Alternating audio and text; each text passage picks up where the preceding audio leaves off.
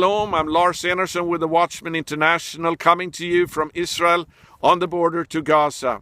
The agreed upon ceasefire for 72 hours is about to expire in approximately an hour now, and nobody knows what is going to happen. Hamas has threatened to continue the fighting unless their demands are met, primarily that they will be allowed to have a seaport in Gaza. In fact, they have already broken the ceasefire during the night here, firing 2 rockets into Israel.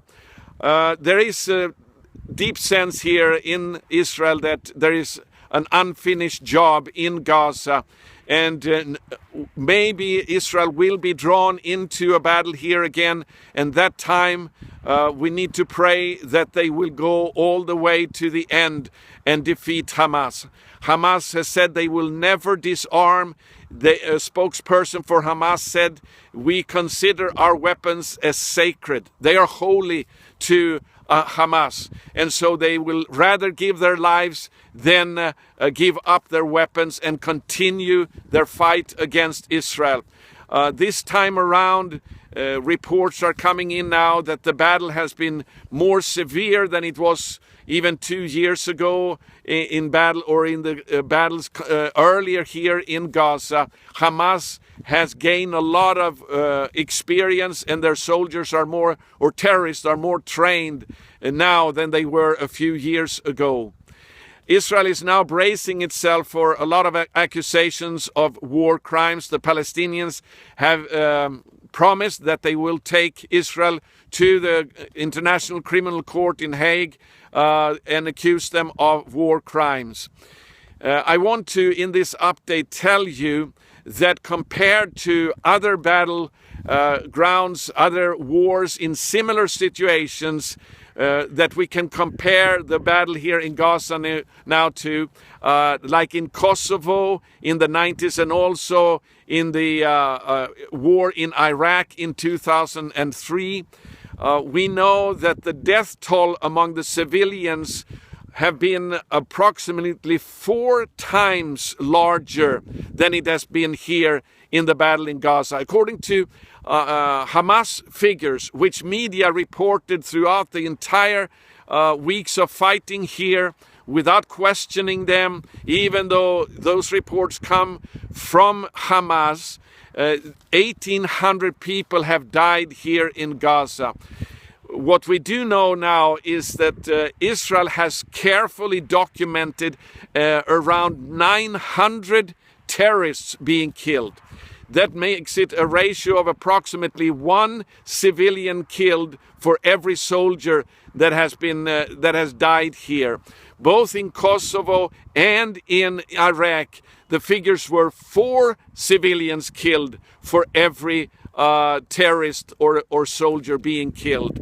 And after the war in the NATO war in Kosovo, where the Europeans fought, where the Americans fought, there were accusations of war crimes being committed. A committee that investigated it found that NATO had not been using disproportionate force in Kosovo, and yet they had killed 4 times as many civilians in the battle as what Israel has been doing here in Gaza. Also, we know that of these 1,800 dead civilians here that Hamas has released the names of, when they have studied this list, they have found that the same person has been listed more than one time. So we can probably say that the figure is even less. Also, of the 3,360 rockets that Hamas has fired against Israel, 475 of them have landed inside of Gaza, including in the densely populated refugee camps here in Gaza. So how many Palestinians that have died from Hamas rockets, we do not know.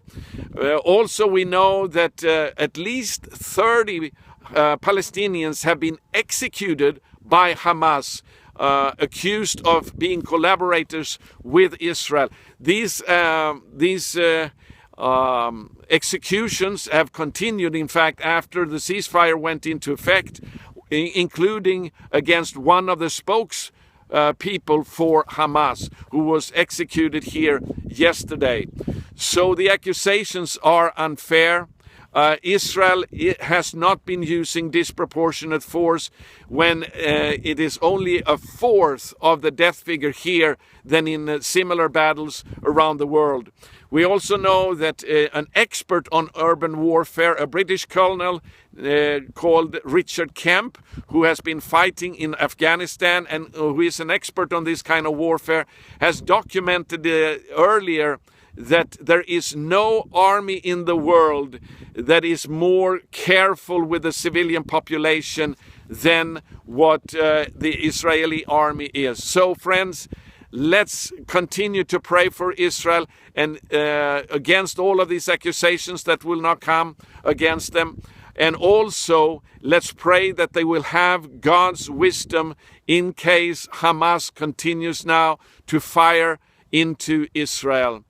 I'm Lars Enerson with the Watchman International, coming to you from Israel on the border to Gaza.